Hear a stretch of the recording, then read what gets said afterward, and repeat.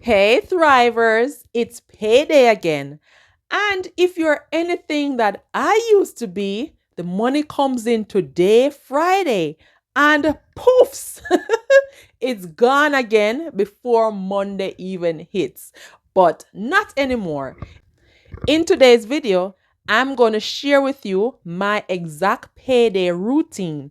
What I do every single time I get paid to make sure I'm not just earning, but actually building wealth. Let's reset and rise with a smarter plan. The first step that you need to do, you need to check your account balance. You need to make sure that you're getting paid the money that you worked for. Double check because you can't trust some of these payroll departments, some of these HR departments. So you need to check your pay stub. If you have taken any vacation time, if you work any overtime shift, you need to check your money. Now, step two, paying yourself first. Now, this might look like setting up automatic savings account, which means that a certain amount of money comes from your salary automatically. Each time you get paid, it goes directly into a savings account.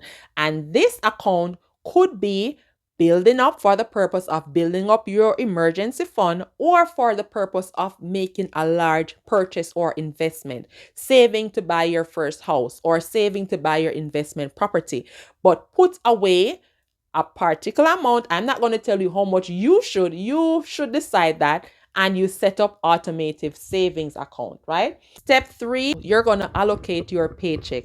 You want to know where every dollar goes, right? So you are going to allocate, and you're going to tell your money where your money goes. So you're going to have 50% going towards your essential bills. That will include your mortgage, your rent, your car payments, your bills, your hydro, light bills, and all the essential stuff goes. 50% of your salary will go to that. Next 20% might goes to debt payment and savings, because I'm sure you want to pay down those high interest credit cards fast, real fast, and try to pay them every time you get paid, so that those interests are not eating out all your salary all the days of your life, right? So decide on how you're going to pay off those credit cards, whether you're going to pay off the ones with the highest interest rate, or you're going to pay off the ones with the lowest balance you have there. So you knock off that one and you go ahead and you look for the next one, the next lower one, you knock off that one. Some people choose to use the snowball effect or the avalanche method. You choose how you want to pay down your debt, but please don't just pay the minimum amount each month. Pay a little bit more than that, because if you're only paying the minimum amount required, you're going to be paying those credit cards for years upon years and upon years. So try to pay down those high interest. Next, you're going to delegate 10% of your income for investing. Whether there's going to be stocks, bonds, real estate, you choose a method of investment that is right for you. There are several different types and ways of how you can invest your money. Learn about them and choose one and start doing it right now. Next, you're going to put away 10% for fun. Yeah, all work and no play makes Jack a dull boy or Jill a dull girl.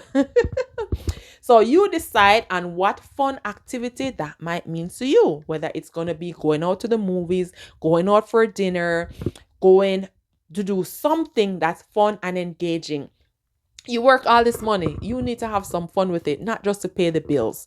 Create some, put away some to have some fun. Next, you're going to put away 10% for giving or growing. This might look like paying your tithes, donating, paying charity, or for personal development. So whether you're going to learn a new skill, you're going to invest in a coach, invest in a mentor, invest in a course, invest in a book, make sure you put away 10% for your personal growth. All your accounts, from your checking account to your savings account to your credit card balance, because awareness is the first step to control. Yes, you need to know what's the balance left on all those credit cards, because you need to create a plan so you can start paying them off. Now, step four, you need to pay or schedule your bills immediately.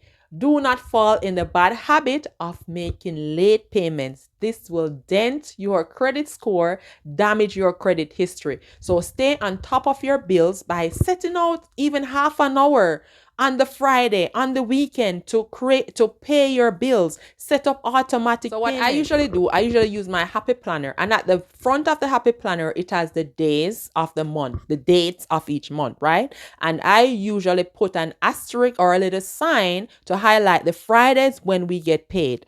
And between those Fridays, I would write the dates when the bills are due so that I pay them before they're due. So I don't wait until the exact time, the exact date when the bill is due.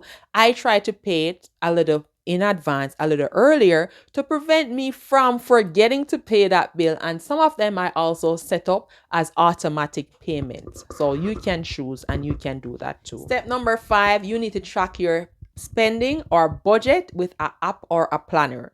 What I do, I go in to my bank accounts each time I get paid to track, to see that, to record even in the app, to track and to monitor my spending. No shame, just clarity to see where my money is going and how I'm spending it and how I can cut back on unnecessary things that I might be spending on that I don't need to spend on, right? So go ahead and check to make sure that all those purchases are legit and they are necessary. Step number 6, you need to check in on your money goals. Yes, I know you have some big goals. Those goals of paying off those credit cards, the goal of saving up that 5 or 10% for your down payment to buy that house, the goal of saving for that next family vacation. With whatever money goal you have, you need to go in and check to see how you're doing. How is the goal? How is this money goal going? Do you need to work some more overtime shift? Do you need to start a side hustle? What do you need to do to increase your income to thrive in life and not just live paycheck to paycheck? But there are different ways of how you can boost your income. And if you're curious to know if you want to start a side hustle, I've created a list of different side hustles that you can start to boost your income and increase your finances. I'll leave it somewhere up here so you can check it out after watching this video. And before we go on to the next thing you need to do when you get paid, have you subscribed to the channel as yet? If not, please go ahead and hit the like button, subscribe, and also hit the notification bell so you will see when the next financial empowerment video drops. The last and final step that you need to do, you need to celebrate. If you have achieved a big goal, one of those money goals of paying down one of those credit cards, and you're like, yes, you finally did this, then even if it's a small win, then you need to reward yourself. Whether that's lighting a candle, going out for dinner, or watching a movie, or making a nice dinner, create the vibes at home, then you need to celebrate that win and celebrate the milestone of achieving that small win. Now, I want to hear from you. Do you have a payday routine, or are you still in the get paid and pray mode where you're praying for the money to stretch? You're praying for you to have enough money to pay the bills? Let me know in the comments. And don't forget to like, subscribe, and share with a woman who is also creating financial freedom and fulfillment. I'll see you in the next video. Bye for now.